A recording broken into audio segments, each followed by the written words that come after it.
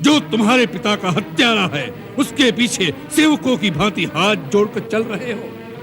तुमने अपने वंश को लज्जित कर दिया है अंगद। हो सकता है कि बाली के मरने के बाद सुग्रीव के डर से किसी ने बेचारे अंगद का साथ न दिया हो और ये निस्सहाय अवस्था में अपने काका और पितृहंता की सेवकाई करने पर विवश हो गया हो। यदि यही बात है तो हमारे होते हुए तुम अपने आप को निस्सहाय मत समझो। अंगद, तुम हमारे पुत्र समान हो। हम तुम्हें तुम्हारा राज्य वापस दिलाएंगे। तुम्हारे पिता की गद्दी पर तुम्हारा ही अधिकार है। तुम अपने आप को विवश मत समझो।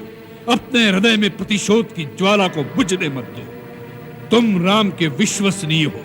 उसका लाभ उठाकर अकेले में चुपचाप उसका वध करके अपने पिता की हत्या का बदला ले लो।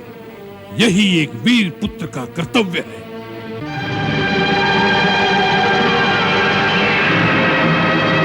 अंगद ने कहीं देखो नहीं ऐसा, राजा असभ्य अनीति को शासन, तीनों लोक के राजा के दूत को बैठन को नहीं देत जो आसन। आग लगी अंगद के अंग में, सुन अभिमान भरे संभाषण। पूछ बिना कहीं पूछ न होती सो, डार लियो निज पूछ को आसन। डार लियो निज पूछ को आसन।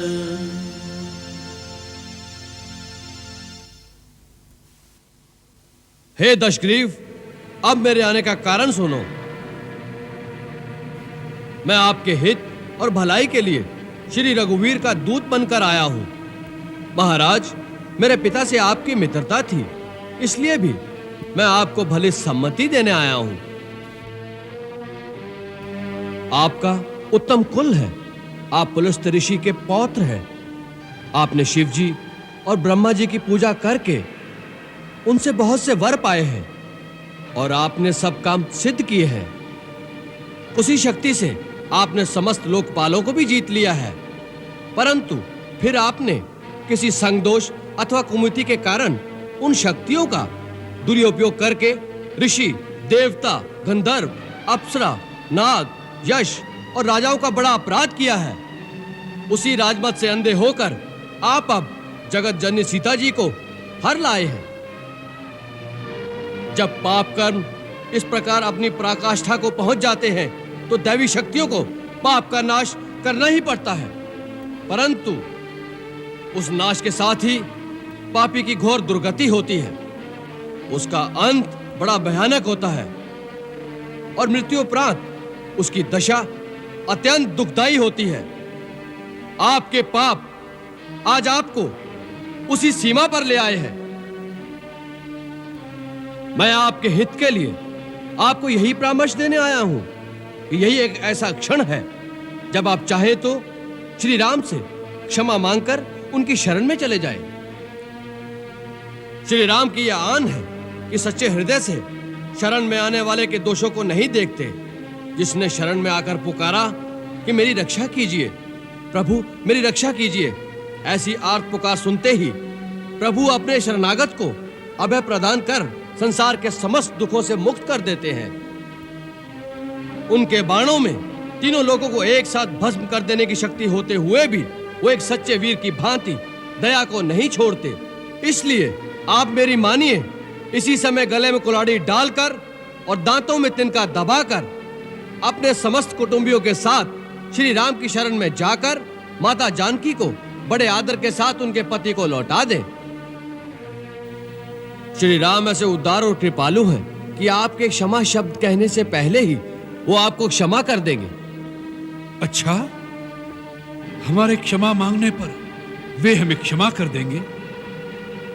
इस बात का तुम हमें विश्वास दिलाते हो? हम सीता को लेकर अपने कुटुंब सहित दांतों में तिनके दबाए उनसे क्षमा मांगने के लिए इतनी दूर उनके शिविर तक जाएं और वे हमें क्षमा न करें और बंदी बना ले तो सारा जग हम पर हंसेगा। इस बात का विश्वास हमें कैसे हो? महाराज रावण, प्रभु पर विश्वास रखना ही पड़ता है। जिसे प्रभु पर पूर्ण विश्वास नहीं होता उसे प्रभु की प्राप्ति कभी नहीं हो सकती। आपको आश्वस्त करने के लिए मैं इतना बता दूं कि जब वानर सेना ने सुसज्जित होकर लंका को चारों ओर से घेर लिया और सब लंका पर धावा बोलने के लिए श्री राम प्रभु की आज्ञा की प्रतीक्षा कर रहे थे, तो उस समय उन करुणा के सागर ने मुझे बुलाकर स्वयं कहा कि जाओ, रावण से जाकर कहो कि मैं युद्ध की ज्वाला में लंका की निर्दोष प्रजा की आहुति नहीं देना चाहता। यदि वो जानकी को पूरे सम्मान के साथ मेरे हवाले कर दे तो मैं अभी उसे क्षमा कर दूंगा और लंका से वापस चला जाऊंगा। मैं शांति चाहता हूं। तुम मेरे शांति दूत बनकर महाराज रावण के पास जाओ। यह बात राम ने स्वयं कही? तुम मुझे मेरी सीता दे दो, मैं वापस चला जाऊंगा। मैं युद्ध नहीं करूंगा, मुझे शांति चाहिए। जी महाराज, उन्होंने स्वयं कहा था।